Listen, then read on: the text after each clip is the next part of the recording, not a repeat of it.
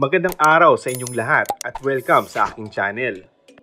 Marami ang nag-aalala sa kapamilya aktor na si Coco Martin matapos ang nangyari sa kanyang serye na Batang Quiapo.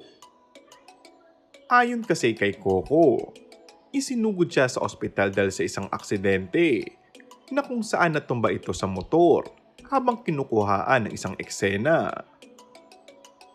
Sinabi rin ni Coco na pinayuhan siya ng doktor na huminto muna sa trabaho upang tuluyan ng makarecover. Sambit pa niya, I feel bad na kailangan po umabot sa ganitong sitwasyon at naapektuhan ng trabaho.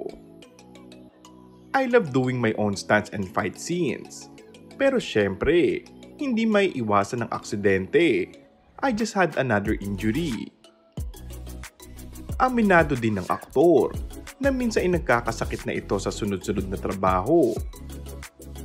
Ayon kay Coco, halos simula na pumasok ako sa TV, halos everyday akong nag-work. Kung wala man akong taping, syempre may mga out-of-town shows kami, out of the country. Matatandaan na simula na tumawid si Coco mula sa paggawa ng indie films patungong mainstream movies at teleserye. Halos walang pagkakataon na hindi siya nawala sa paningin ng publiko. Para kay Coco, hindi niya dapat masyadong indahin ang pagod na naidudulot ng kanyang trabaho. Sa halip, gusto niyang isipin na hanggang kaya pa ay kunin niya ang mga pagkakataong makapagtrabaho.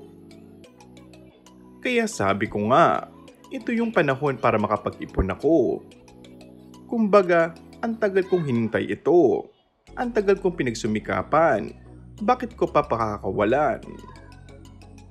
Kaya naman bago pa mawala ang kanyang kasikatan, ginagawa niya ang lahat ng paraan para makapag-ipon para sa kanyang pamilya. And that's all for our today's video. Kung bago ka lang sa aking channel ay mag-subscribe at pindutin na rin ang notification bell. Maraming salamat!